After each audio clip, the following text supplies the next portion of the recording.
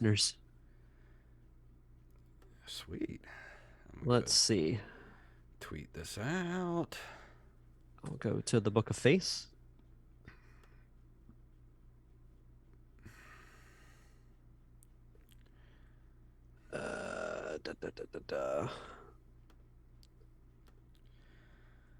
Where is our page?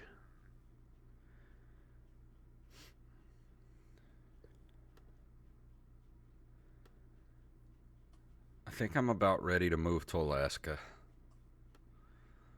I was going to bring that up at the start of the show. I don't know if are you guys under a heat advisory? Oh, yeah. Yeah. Yeah, we are too. It was 102 a little while ago. Probably still is. The sad thing is, it was too hot a month ago. I know. It doesn't usually get this hot till like late July. It wasn't even this hot when we filmed Survey. It is. Oh, it's 101 outside right now. So Jesus. Cool. That should be illegal. Yep. I don't think we brought it up, but the last week was the 5-year anniversary of when Survey was filmed. Was it? Mm-hmm. Damn. Time flies, man. Early June of 2017. Wow. That was crazy. Doesn't feel like that long ago. I know. I had just moved into this house when Survey was filmed. Wow. Well, the house is almost paid off by now. Very close. Very close. Let's see. Sonic Triple Trouble for the Game Gear. I guess I could go to Facebook and share. Right. Share and share alike. Yep. I just posted on our page.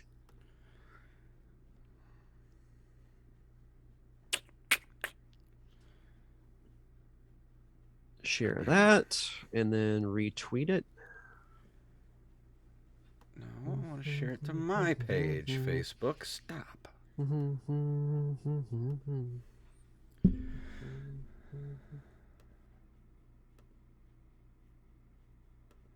we go. Retweet.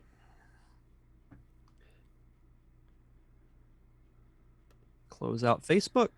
Accidentally shared it twice, so I'm going to move that one to the trash. There we go. People who don't see the first one, they'll see the second. Make sure we're going good on Twitch. Let me turn this up for a second. Close some more of my programs out. Check 1, 2, 3, check. Oh, yeah, we're good. Chickadee check, checkaroo. All right. Oh, did you get new headphones? Mr. Joey Image. Yeah, I got some new ones a little while back. Oh, they look good. Because the other ones I had exploded again. Oh, geez. Your skull candies? Yeah. I love skull candies. They sound great, but damn, they're brittle. I need to use Joey's code and get me a pair of Raycons. Yeah. I've heard good things about those. Because I need some good headphones for work. I go through headphones like crazy.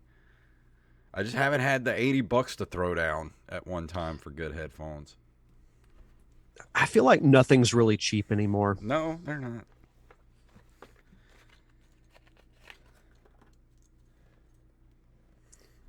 Let's see. Right. I got all the Rampage! Rampage!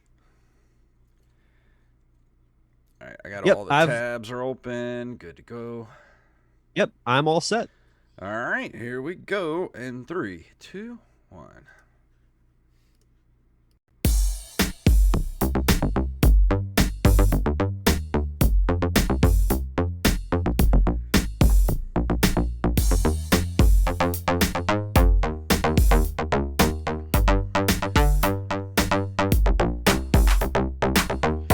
Greetings, programs, and we are back for another edition of the Nerd Cave Retro Show. My name is Jason Robbins. And my name is Derek Diamond. And we are broadcasting from the surface of the sun. Live. From the center of the solar system. It's too hot. It's too hot. You know, we were having this discussion before we went live, but it was too hot a month ago. Like, we're in the middle of June. I don't want to know what August is going to be like. How do you think I feel? I work in an unair conditioned t-shirt shop. I feel like that's some kind of ethical breach that you need to resolve. Yeah, I keep telling my boss I need to install some fans or something because it's just not cool. Have your boss look up the company Big Ass Fans. Yeah, Big Ass Fans. And just get a big ass fan. Sounds good to me. So how was your week? Very busy. I actually did a good amount of traveling for work. I had a pretty big video project that I had to get together at the end of last week, and I had to drive to Panama City on Wednesday to do some interviews and shoot some footage, and then worked pretty late on Friday. But the good news is I get comp time, so I'll be unless things go crazy, then I have a nice early day on Friday. That's cool. And have like a 2.5 day weekend. That and Sunday I did some yard work, and like we were saying, it was like I was out there for an hour and my shirt was just drenched in sweat. It was just insane. So I went to this weird place called the Bargain Bin the other day, and got me a this handle. Will you handle it to me? The thing that I bought the other day for the Switch, and it's like the I saw this. Hook your Switch into, and I got this thing for. Thank you. I got this thing for $6, and you put your Switch in it, and it locks it in place, and you've got grips for the Switch. Anybody watching on the video, but it doesn't have any real markings or anything on it, so I don't know who makes it. And it didn't come with a box, but it's one of the best investments I ever made for my Nintendo Switch. That's really cool. I've never seen one like that before, that you put over the entire system. Like, you have like, I've seen Joy-Con adapters, but nothing for the full Switch. That's pretty sick. It's actually, I did notice something on the back here. It's got an etching. I think it says OTVO. I think. I'm not sure. I'm going to have to look that up. But yeah, if you come across one of these, this thing is awesome. It's so cool. And for that price, you can't beat it. Oh, yeah. Well, this place, the Bargain Bin's crazy because it's one of those places that I've never been there before. And they have you go in and it's like everything's like a certain price for the day. And we went on Saturday and everything's $6.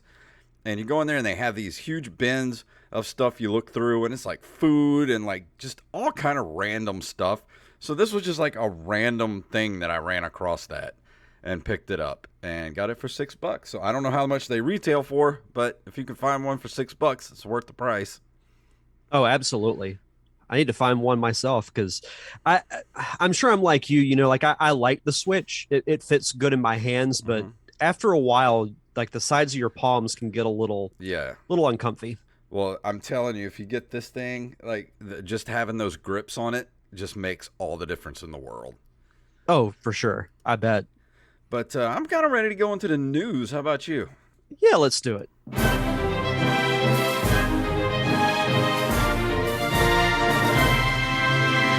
All of tonight's stories come to us from Armez Jackson. I am the Rampage and Mr. Tyler Watson. If you have a story you'd like us to cover, send them to nerdcaveretro@gmail.com. And this first story is, of course, from NintendoLife.com. Blade Runner Enhanced Edition is nearly here, and it's getting a physical release. After its initial announcement back in March 2020, excitement for Night Dive Studios' Blade Runner Enhanced Edition fizzled out when the game was delayed indefinitely later that same year. Over 2 years later, the game finally looks to be near release, with Limited Run Games announcing a physical edition of the title. Pre-orders will open on June 24th at a price of $34.99. It comes with both classic and ultimate editions of the games, but currently the website only displays the standard version. I find it funny that this headline says, "Become the hunter and the hunted in Los Angeles 2019. Yeah. The future. The future is now. No, I feel like it's becoming a trend, every week that we talk about here on the show, where some type of classic or older game is getting some type of remaster and re-release. I mean, we're in the age of reboots, renewals, legacy sequels, things like Yeah. that. So that this is not And surprising I'm a to me at all. huge Blade Runner fan, so I'm so excited for this. I saw Blade Runner for the first time a couple of years ago and really enjoyed it. I love So, Blade Runner. I love that world so oh, much. I do too. And It's Joey Image in the chat room said that yes, OTVO is a brand that makes these kind of accessories, and the Switch grip is $16 on Amazon. hmm. So you can go get So one right now for $16. I mean, still for $16, that's not terrible. It's worth every penny. I'm telling you, you should hit that buy button right now. Buy it now. Also, shout out to the Emerald Coast fact checker, Mr. Oh, Brandon Rutledge, who's in the and chat. happy birthday, Mr. Brandon Rutledge. Yep. His birthday was Happy the other day. belated birthday, my friend. Somebody else's birthday was recently too. Well, Joey Image had a birthday Yep. last week, and Yep. everybody's having birthdays last couple of Yeah. weeks. Yeah. Yours was a couple of weeks ago. Yes, it was. Brandon's, Joey's. So, yeah, it is the season of birthdays. But yeah, I'd be interested in this. Like I haven't played Blade Runner. I have very limited knowledge of that world, but I like what I've seen, so not too bad. And Joey, the PS1 and PS2 we consider retro. I don't think the PS3 is considered retro just yet because he said the new PlayStation Network subscriptions plans launched today.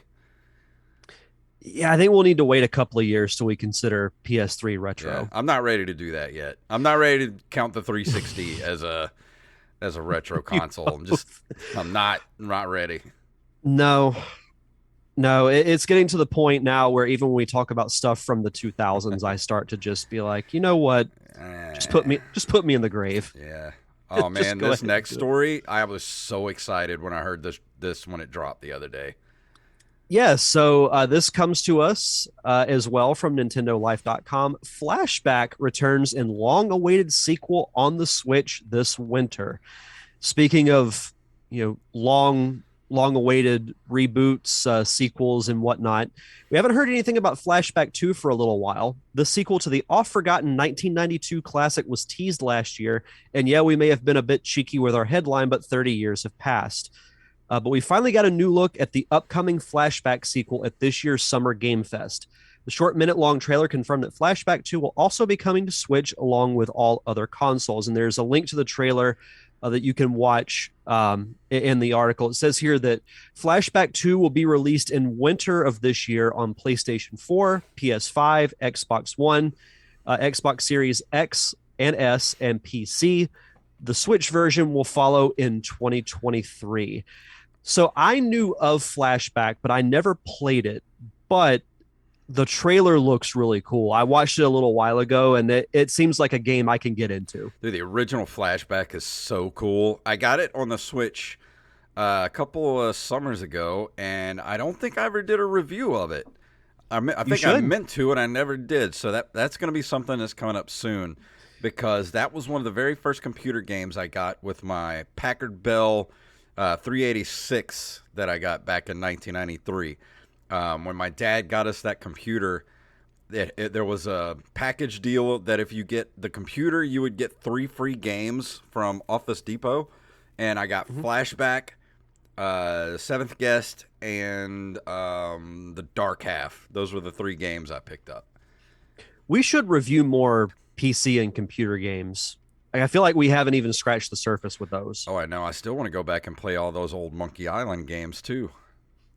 Yeah, and I want to dive into some of those Star Wars games that I never played. Yeah. I almost bought Dark Forces the other day, and I didn't do it. One day. From NintendoLife.com, Capcom Arcade's second stadium brings 32 classics to Nintendo Switch this July. Following from a Capcom Arcade second stadium leak, the company has now locked in the release date for its second compilation in the series. It'll be launching next month on the 22nd of July for all platforms, including Nintendo Switch. As already confirmed, there will be a whopping 32 classics on the collection. On the collection, here's just a couple. Let's see. Black Tiger, Street Fighter, Tiger Road, Last Duel, King of the Dragons, Knights of the Round, Saturday Night Slam Masters, Dark Stalkers, Night Warriors, Street Fighter Alpha, Warriors Dreams, Mega Man The Power Battle, Street Fighter Alpha 2, Super Puzzle Fighter 2 Turbo, Mega Man 2 The Power Fighters, and let's see, Street Fighter Alpha 3, and Hyper Street Fighter 2, the Anniversary Edition, and that's just scratching the surface. I'm curious as to how much the full collection's going to be. It says here you can get uh, each game individually for $3.99, but it doesn't say how much the full compilation is. I don't know. I wonder if you can probably just buy the full bundle. Yeah, it says you can order the full bundle, but it doesn't give a price. I watched the trailer. I'm not extremely familiar with a lot of those classic arcade games, but it looks cool. Anything Capcom with Capcom's name on it from back then was awesome.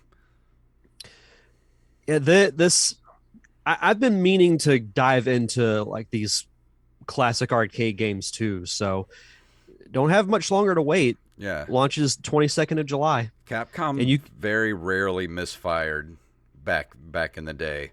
So I got the first arcade stadium for the Switch, and it's got a lot of great games on it. Highly recommend it. Probably going to go ahead and pick up this one as well. Joey Image says he loves Black Tiger. I've never played that, but I'm sure I will. If Joey says it's great, I will trust him on that. Ringing endorsement. Yep. So whenever I get this, that'll be one of the first games I try. So this was really cool. Again, this comes to us from NintendoLife.com. I feel like they should just sponsor this show at this point. Best video game soundtrack category added to the Grammy Awards. Many people have lobbied for video game soundtracks to officially be recognized by academies. Academies. Is that academies for years? And now it finally looks like their efforts are about to pay off. The Recording Academy, known for its annual Grammy Awards, has added 5 new entries to its award categories, which are Songwriter of the Year, Best Alternative Music Performance, Best Americana Performance, Best Spoken Word Poetry Album, and Best Score Soundtrack for Video Games. The new categories will be part of the Grammys for 2023 onward.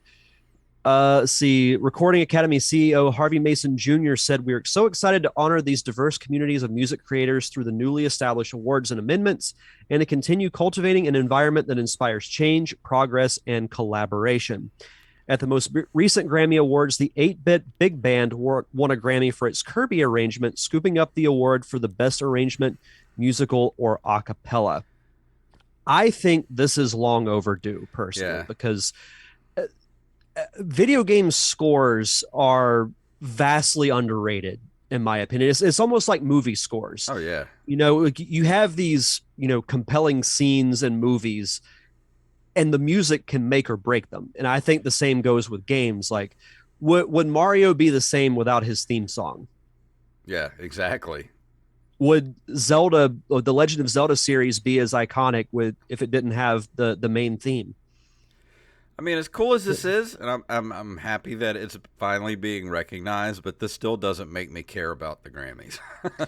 No, I'll care about who's nominated for that specific award. But yeah, that's the thing. This is probably only category I would give a crap about. Yeah. What to you would be the most deserving video game soundtrack to win an award? Man, that's putting me on the spot. Man, that's a really hard question to answer. There's a lot of good soundtracks. Just off the top of my head, I would say Link to the Past. Yeah. I mean, if we're going that far back, I mean, God, I remember going around listening to the Seventh Guest soundtrack all the time because it came with the CD of the soundtrack. Of course, everything Mario, Super Mario World, Legend of Zelda, Star Tropics. I mean, all those games had great music. Yeah, I remember Days Gone, Joey Emmett. Days Gone had some great music in it too. I knew he was going to say that.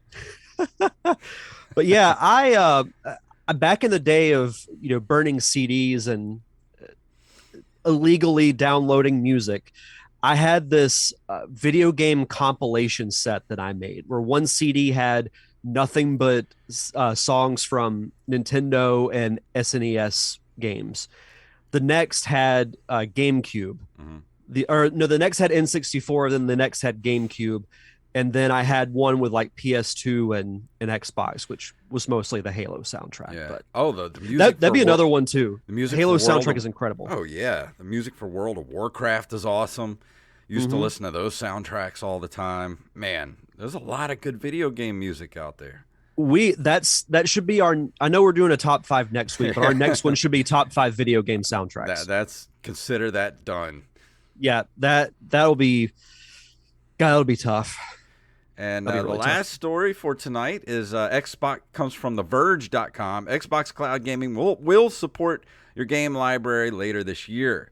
Microsoft is planning to bring a lot more games to Xbox Cloud Gaming later this year, allowing Xbox Game Pass Ultimate subscribers to stream from some of their own game library. We're excited to share that later this year, it's our intent to roll out the ability for Xbox Game Pass Ultimate members to play from the cloud select games they already own or have purchased outside the Xbox Game Pass library, says Will Tuttle, Xbox Wire editor-in-chief. Microsoft had originally promised to expand its Xbox Cloud Gaming streaming to a full library of games back in 2020, but it never happened.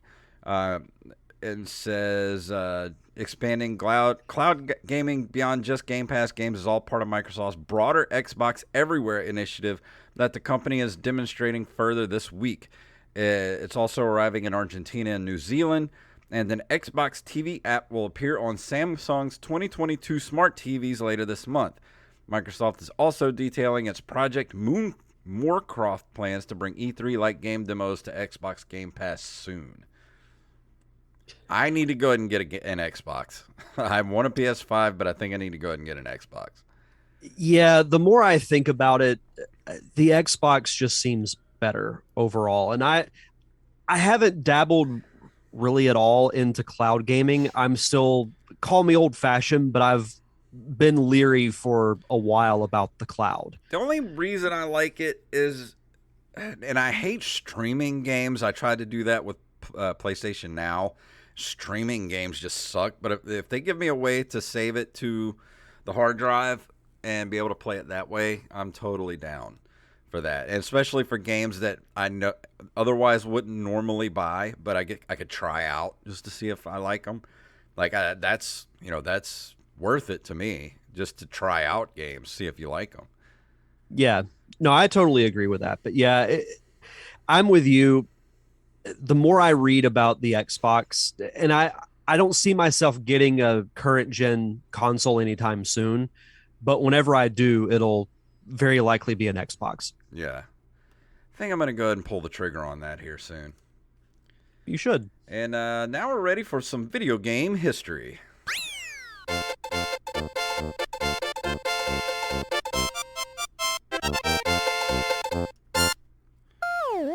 In June 5th of 1989, Bullfrog releases Populous, one of the first commercially successful God games.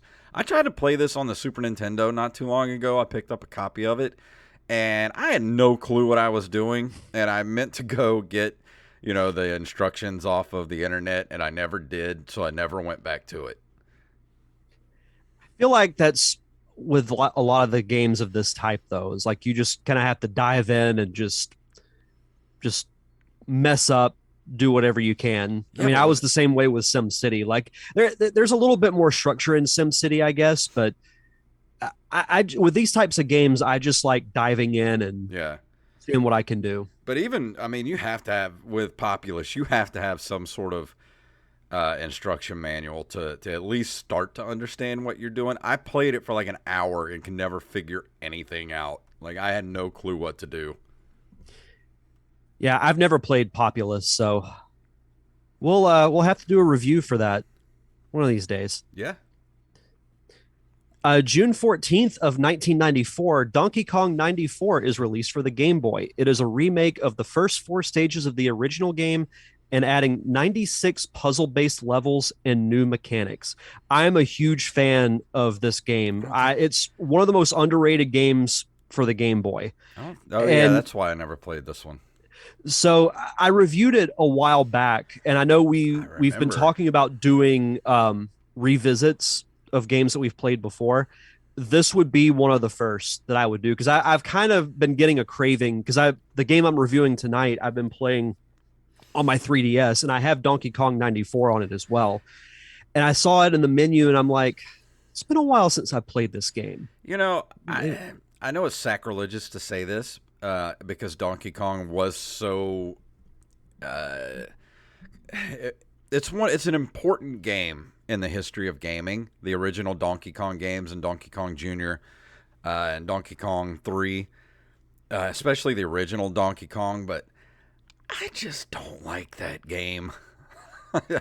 I don't know what it is.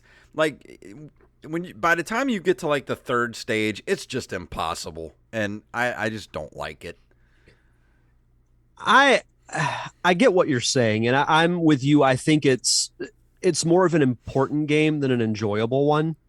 But this adds a whole new element to it because with Mario you can do backflips, handstands. There's actual more like there's more depth to each level. Once you get past the original fourth level from the original game, and you go into the new stuff, it's Mm. so much better. Like if I walked into an arcade right now, and there were like 15 or 20 old school video games in there, Donkey Kong would probably be the last game I would throw a quarter into.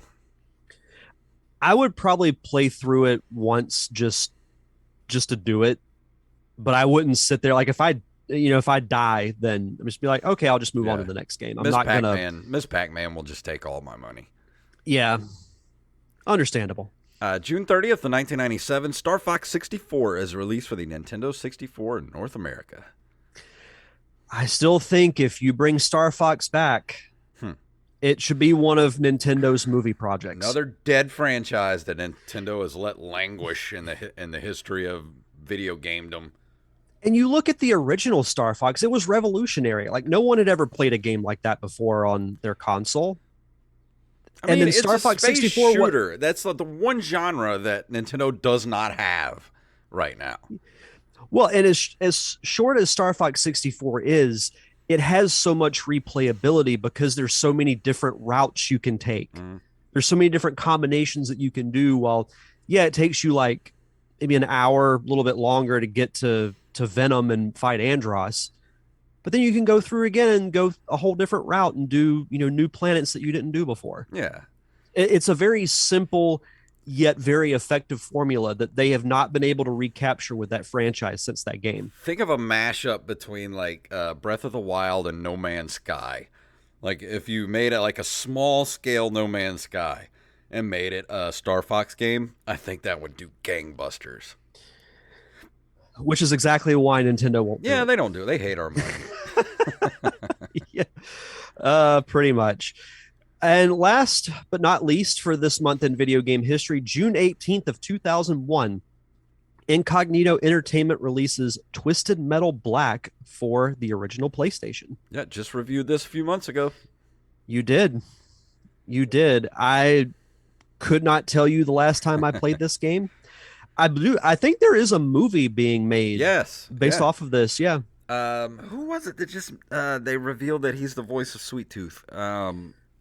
Here, I'll look it up. Oh my gosh, it's like right on the tip of my tongue. Come on, chat room, let me Let's see. know Twisted Metal movie. Da, da, da, who's da, da, playing Sweet da. Tooth. Um, Uh, apparently Nev Campbell's going to be in it. is she? I guess she's doing that instead of the new Scream, Oh yeah, because she's not gonna be in Scream. which I my interest for it, like I'll still watch it, but I'm not as interested because like how do you get rid of I know, your right? Thomas Hayden? Well, no, Thomas Hayden Church will play the lead villain, but that's not Sweet Tooth. No. Somebody that they just added on the other day. Will Arnett. Will Arnett is Oh, playing Sweet yeah, Tooth. he'll be good. Yes, He'll be good for that. I'm okay with that. that's so cool. I mean, you Yeah. can't get more perfect than that. Is it crazy to think that his interpretation of Batman is one of my favorites? No, it's true. But before we go into tonight's review, Derek has shout outs. Yes, as always, we'd like to shout out our awesome patrons over at patreon.com/nerdcaveretro. We want to shout out Daniel Salmon, the fact checker to the fact checker, Mr. Tyler Watson, AxeBlade07, Armiz Jackson, Hand Solo, Carlos Longoria, aka Rampage, Steph Sergeant Sketch, Gus and Penny, Matthew Salmon, Mr. B Rez Coffee himself, Mike Eveland, and the Emerald Coast fact checker, Mr. Brandon Rutledge. Thank you all so much for your continued contributions to the podcast, helping us keep the lights on here at the Nerd Cave Retro Show. And if you want to be a part of our awesome Patreon community, you know what they get?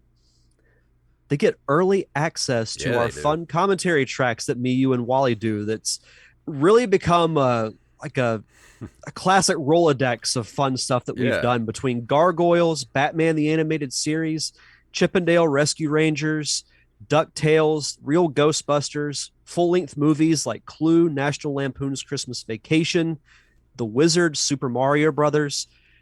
You name it, chances are we've got it. And we've had such a blast doing those for you, the Patreons, and you are the reasons that we continue to do so. And if you want to be a part of our awesome Patreon community, just head over to patreon.com/nerdcaveretro.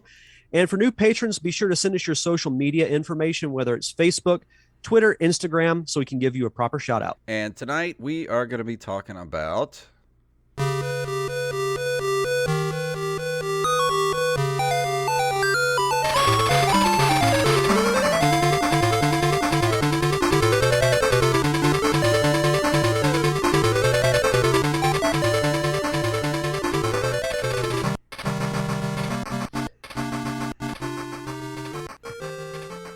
even the middle of the road music for a Sonic game is still pretty darn good, if I do say so myself. Game Gear did not have the best sound chip because some of the music for this game was a little hard on the ears trying to pick something out for it. Yeah, I like what they were going with the music, but I mean, the Game Gear, when you really look at it, wasn't that great of a handheld console. I don't want to get into a full-on rant about the Game Gear, and I'm very thankful that I did not play this game. We only needed four car batteries to run it for 12 minutes. So I'll say this about the Game Gear, and then I'll get into the actual game that I'm going to be talking about. So I did own a Game Gear when I was a kid, and every summer my family would take vacations to our grandparents' camp house right outside of Tallahassee. And as I learned, you can't really play the Game Gear in the car because it doesn't last very long. So then I would just switch to the Game Boy. And then I'd get to my grandparents' house, and I would, because you had to have the AC adapter for the Game Gear. Otherwise, you just weren't going to play it. And I would lay in the floor and play the Game Gear. But I'm like, this defeats the purpose of a handheld console. It's not portable if you have to be plugged in. Exactly. So is it really a handheld system? Yeah, you hold it, but is it portable? But that's a debate for another time. How did the Game Gear have a backlit screen? Yes. Oh, that's why it was such a drain. That's why the Game Boy, like, if I still had my old Game Boy right now, it would probably still be running with the original batteries that I put in it when I first got it. Well, yeah, all you'd have to get was the little light that you plug into the side, and it has the little like twisty cord, and then you have it looks like a little house lamp. Yeah, that you put right above your screen, and you gotta like angle your head like this to even see the screen. But I don't want to completely bash the Game Gear because it did produce some okay games. One of which I'm going to be talking about tonight. Sonic the Hedgehog Triple Trouble is a 1994 platform game developed by Aspect and published by Sega for the Game Gear. It's the sequel to Sonic Chaos and features classic side-scrolling Sonic gameplay. So I don't want to dive into the gameplay too much because if you've played a Sonic game, you know how it works. You can choose either Sonic or Tails, and your goal is to get from the starting point of a zone to the end, usually as quickly as you can. Though the game, it does move noticeably slower than a game on the Genesis, like the original Sonic or Sonic 2. Yeah. Probably because of the limited hardware of the Game Gear. The graphics though don't look bad for what they are. I mean, the colors pop pretty well, especially, the bright blue of Sonic, and it captures the universe fairly well.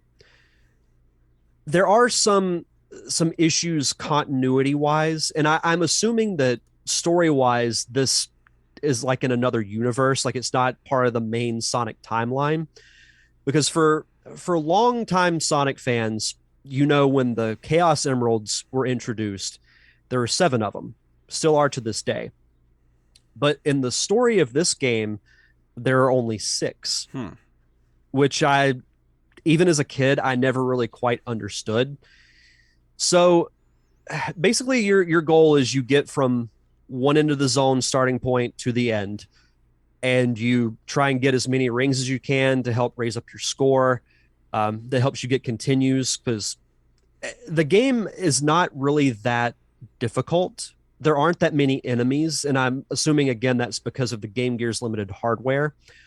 But the level designs are pretty cool. Like if you know Sonic, you know how the layouts usually are. You start out in your tropical area, and then you might go to your water based, your technological city type place when you get to the end, when you have to eventually fight Robotnik, which is interesting because you don't fight Robotnik at all until the very end of the game.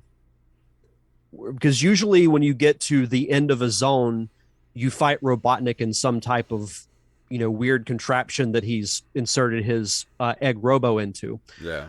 But with this, you fight enemies that are kind of patterned after the environment. So in one of the levels, you fight a giant floating robot turtle, which sounds weird, but it actually kind of fits.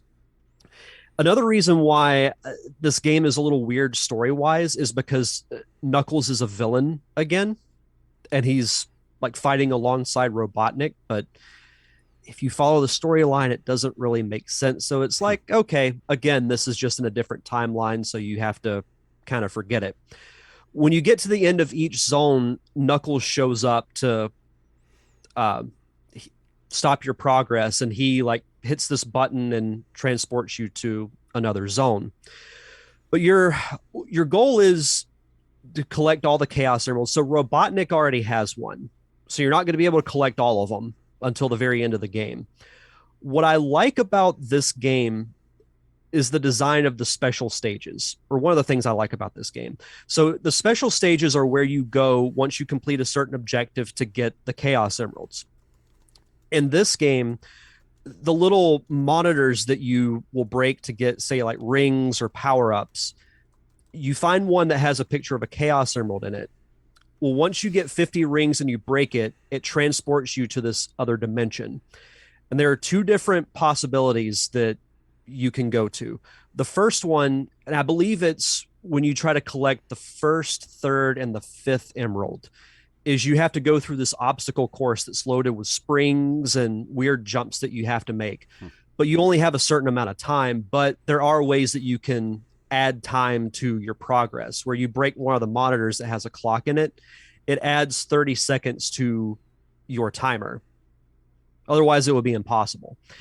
And the layout of that is really cool, because if you make one wrong move, so there'll be like little divots in the floor with a spring on each side. So if you hit one, chances are you're just going to go back and forth really fast until you have to jump out. And then chances are you're launched into another spring, and then it just gets all crazy. So that's like the closest thing you get to the chaotic environment that the Genesis games can be. But it still plays really well, even though, like, as I never beat this game as a kid, and I came very close to beating it, leading up to the show. I got to the last zone. So did you play it on the original Game Gear, or did you emulate it? Yeah, original Game Gear. Well, so in playing it for the show, I've had it on my 3DS for a while, because they have most, if not all, the Game Gear games. Well, I guess you used to be able to get it on the 3DS. Yeah. You still can if you want to get the eShop cards. Yeah, you can still do that, because I've thought about getting the rest of the Game Gear games to eventually review those, because I haven't played them since I was younger, and they didn't hold my interest as much Mm. as the Genesis games go. And I would say for this one, the case is pretty much the same. It still feels and plays like a Sonic game, but almost like a simplified version. Like the zones are not very difficult. I had built up to where I had, I think, like 10 to 12 lives and 4 continues Mhm. stashed away before I started like getting to a part of the game that was relatively difficult. There's some other things. Oh, one cool thing about this game is so you can play as either Sonic or Tails. With Tails, when you get to the aquatic world, you get to go through it in a submarine that he built called the Sea Fox that they then carried over to the comic book series. Because back when Archie Comics published the Sonic comic book, every now and then they would release this huge, like, special comic book that was like double the size of a normal issue. Mm. They did an adaptation of this game, and I wish I had the physical issue with me. It's at my parents' house with all my other Sonic comics, but it was cool when they would adapt the storylines like that and just kind of flesh them out a little bit more, because they don't tell too much of a story in the actual games themselves. That's If what I you was don't going to watch, ask. Does this have like a storyline that kind of goes along with the other Sonic games, or is it kind of a standalone thing, or does it even have much of a story to it? it the way I look at it is that the Game Gear games are their own story, because in this, Sonic is fighting Knuckles along with Robotnik, whereas in the Genesis games, when this probably would have taken place, Knuckles would have seen the error of his ways and been on Sonic's side. Mm. But it gets very confusing, but you kind of just have to kind of forget about it and just kind of go along with it. Yeah. But the storyline is that Robotnik, of course, is after the Chaos Emeralds, and he's tricked Knuckles into thinking that Sonic wants them for world domination. So that's why Knuckles always shows up to impede your progress. But another cool thing too is that in the end of each zone, how you hit the sign at the end and it spins really Mm. fast and then shows a picture of Sonic to Yeah. show that you've completed the zone. So in this game, you can have different options as far as what the sign is, and depending on what it is, it gives you like rings that will add to your total for the end of the zone, or that you can carry them over to the next one. So there's several different options. So if you're playing as Sonic and the sign spins and a picture of Sonic pops up, you get an extra life. Hmm. If you get a picture of Tails, then you get just more points. Whereas if you play with Tails and you get the picture of Tails, then you get an extra life. If you see a picture of Knuckles, you get an extra continue. If you have a picture of an emerald, you get 50 rings that carries over into the next zone. So they added a couple of new elements that I don't remember if they were ever in. Actually, I think they were in some of the later 2D Sonic games. But this game was overall pretty fun to go back and play. It's, as I said, it's kind of a very simplified version of Sonic. I think it's a combination of, it was probably marketed towards a younger audience. Yeah. And I imagine And it's not a very long game. no, there's only like 5 zones, 5 or 6. Yeah, I And I figured made it. being on the Game Gear, they probably shortened their games a lot for that system. Well, it's like back in the day when I talked about Super Mario Land and how Yeah. it seemed like impossible to beat when I played it as a kid. And then I played it as an adult. And I'm like, I was probably the worst gamer of all time to think that this game was so difficult, because it just seemed like after I played it for a little over an hour, maybe an hour and a half, it was done. Yeah. And Joey in the chat room, Joey Image, go follow him at Joey Image TV on Twitter. He did his unboxing video for the Steam Deck that he got the other day, and he I said want one of those so I bad. know. He says he's adding the full Genesis library right now, Wow. Yeah, I've been seeing the pictures he's been posting, and man, I just get more and more jealous when I see him in a good way, in a Yeah. good way. But no, that's awesome. Yeah, some of the comments. Joey says he loves the original Sonic.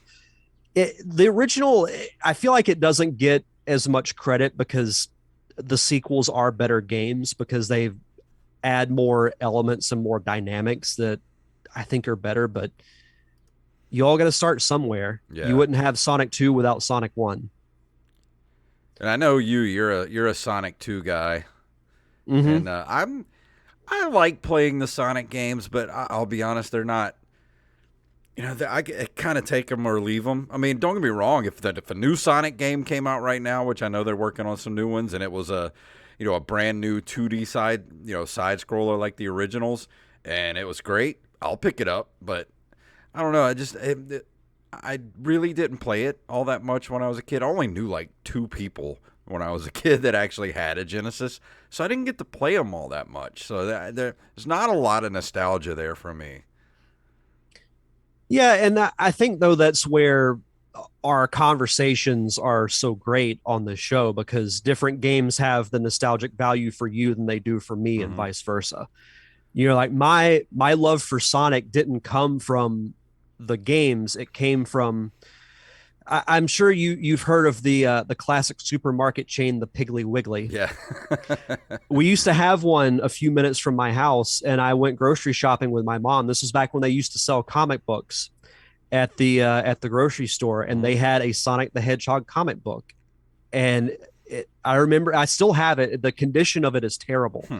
but it was issue number 2, and it had a giant wanted poster with Sonic on the front of it, and I was like, oh, this looks cool. And then I read like a couple of pages, and comics were really cheap back then, so I got it, and then I wound up collecting it well into the hundreds, and that's how my love for Sonic began was through randomly finding a comic book. And then that's when I found Hmm. out about the games, about the cartoon, all that stuff. So it's kind of crazy how nostalgia can work out. Joey's still naming off good video game music. Double Dragon, yeah, Double We Dragon's great. Well, I don't want to put everybody on the spot, but what if we did like a big special episode of this show where maybe we bring Wally and Joey on and do our top 5 video game soundtracks? I'm okay with that. We could do that next month. Yeah, that God, that'd be such an epic discussion. Yeah, we won't have time for news or video game history. Nope, We'll just nope. It's just top fives. yeah. But yeah, I'd be curious to go back and revisit some of the other Game Gear games when it comes to the Sonic franchise because I remember playing Sonic 2 and I remember playing Sonic Chaos. I don't remember the first one, though I'm sure I did play it.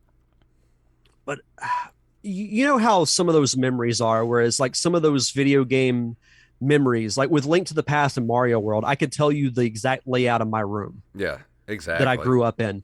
But with these, I can remember playing them, but other than being at my grandparents' camp house, not too much. So it was almost like a new experience Mhm. for me.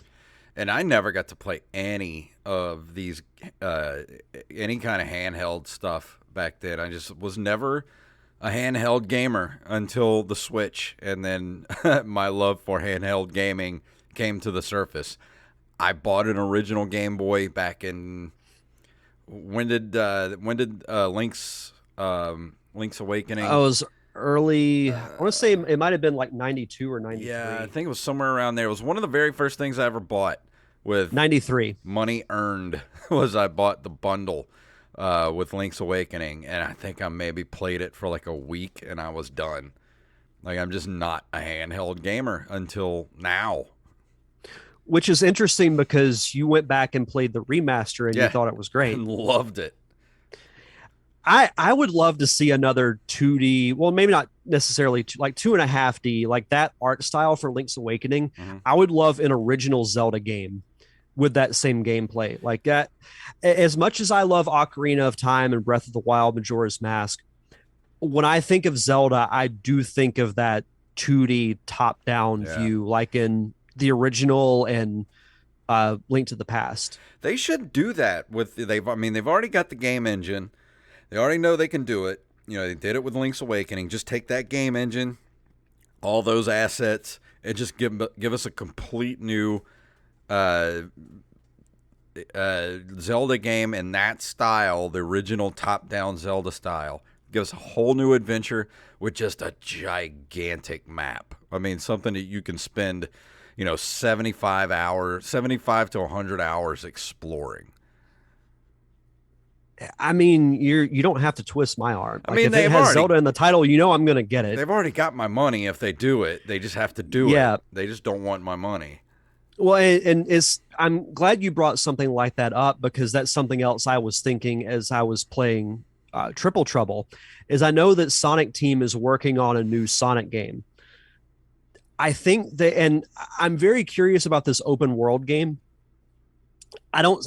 I'm still not entirely sold that Sonic is a good fit for an open world type game, but I think with the game that Sonic Team is making, they need to get back to basics and back to fundamentals. Just give me, and I still like Sonic Mania, but give me an old school style Sonic game. You can even do the same graphics as Sonic 2 or 3. Play as Sonic, play as Tails or Knuckles. All new original zones, and I think you will sell more copies than you might think. Yeah.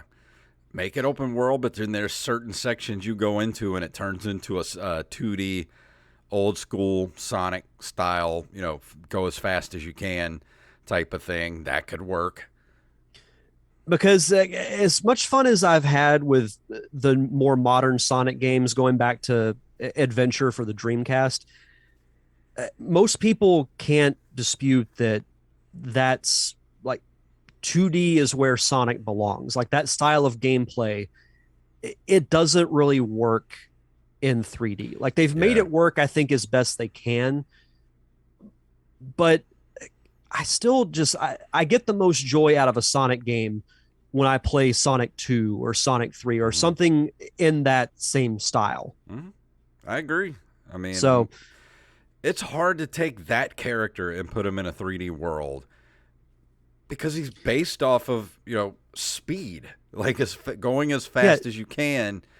How do you translate that to a 3D environment and make it compelling and I don't know, control it. I don't know. I don't know what I'm trying to say. It's just that just seems impossible to me. the style of Sonic is chaos. Yes. Like that's really what it is that you can't really think too much. Like you just have to keep going. And yeah, a little bit of it is level memorization, like a lot of games from those eras were, but it's just so fast paced, and that's what makes it exciting. Yeah. And you don't get that as much. Now, Joey said in the chat that Sonic Adventure for the Dreamcast is great. I don't disagree. I actually really like the adventure games, but I think if I'm ranking my favorite Sonic games, I'm going to put like Sonic 2, Sonic 3. I'm going to put those above the adventure games and really any of the other 3D ones personally. Yeah. But that being said, I actually did kind of enjoy going back and playing Sonic Triple Trouble. I never made it to the final zone before. And sure enough, before you fight Robotnik, you out of nowhere you have to fight Metal Sonic, which I was not expecting at all. And like he was a popular character from back then. And I'm like, and I didn't read anything about it either. I was just like, oh, it's Metal Sonic. That's cool. I wonder if we're gonna get Metal Sonic in the movie.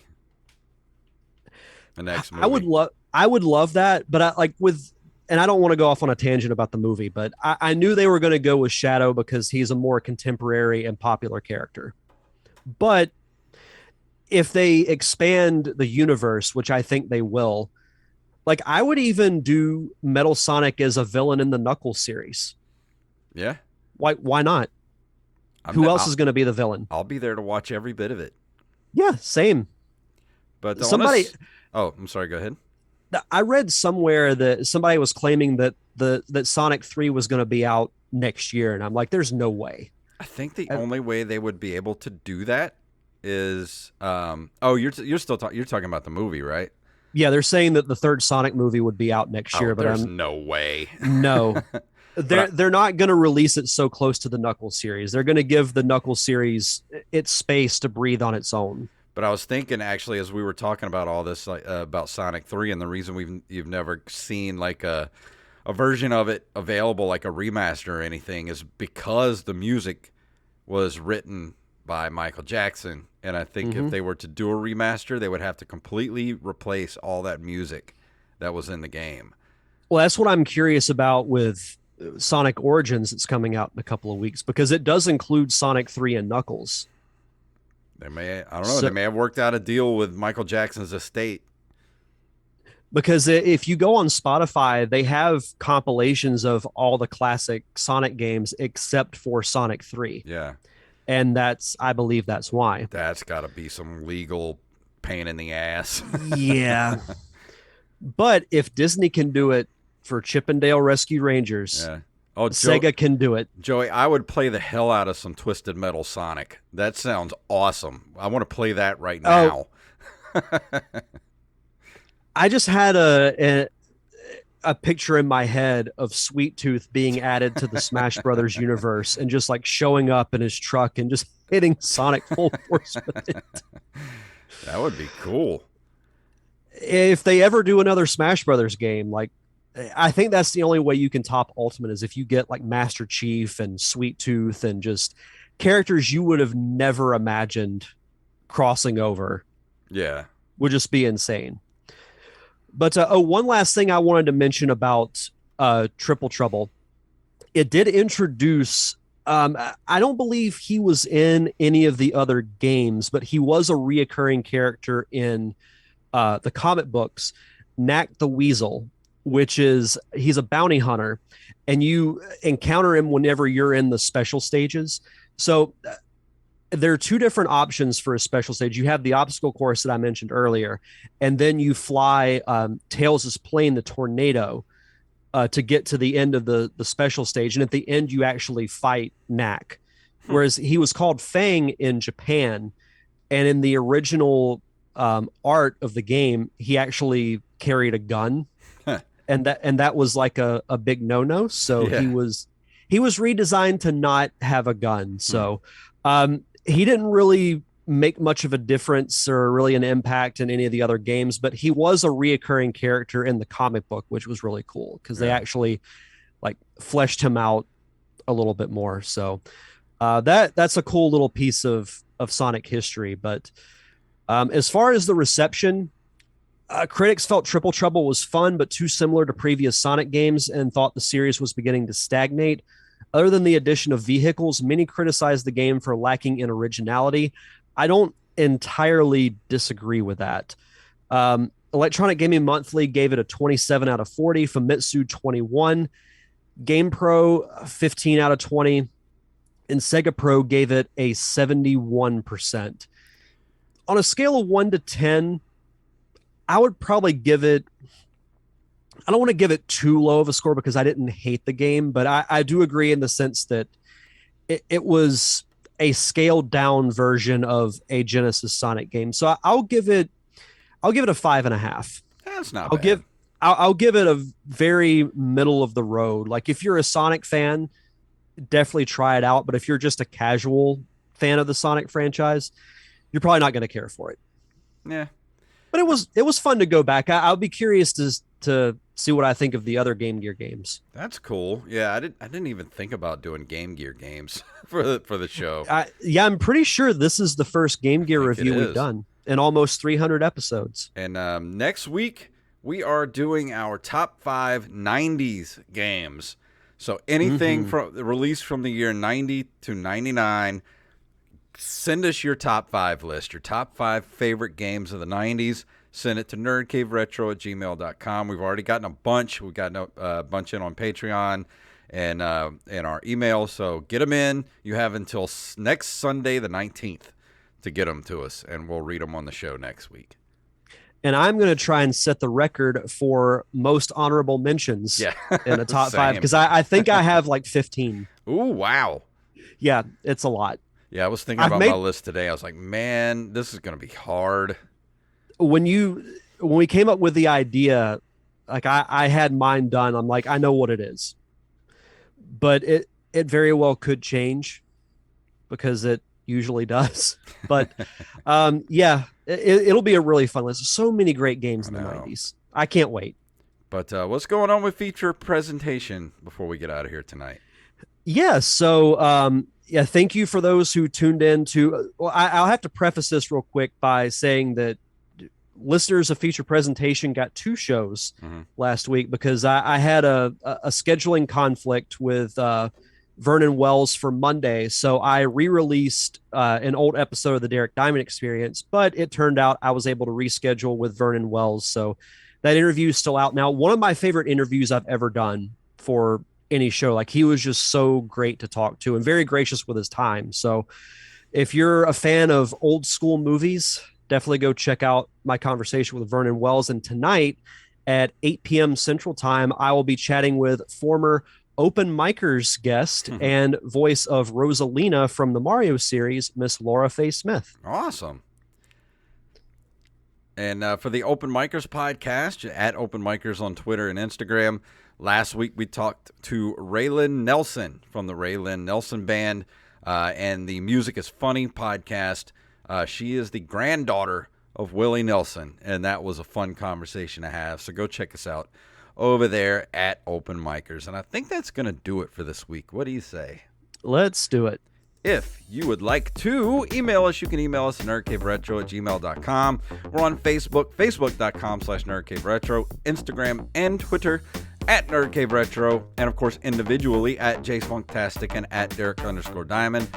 Go get our merch. We got merch at ncrmerch.com. We got t-shirts, bags, hats, stickers, magnets, whatever you need. It's at ncrmerch.com. And of course, patreon.com/nerdcaveretro, where if you give us little as $1 a month, you get all those extra commentary tracks for free and early, and just keep the lights on here at the show. And if you can't do that, I know times are tough. Leave us a review wherever fine podcasts are given away for free. So Derek, please tell them what it's all about. Gotta go fast. Yeah.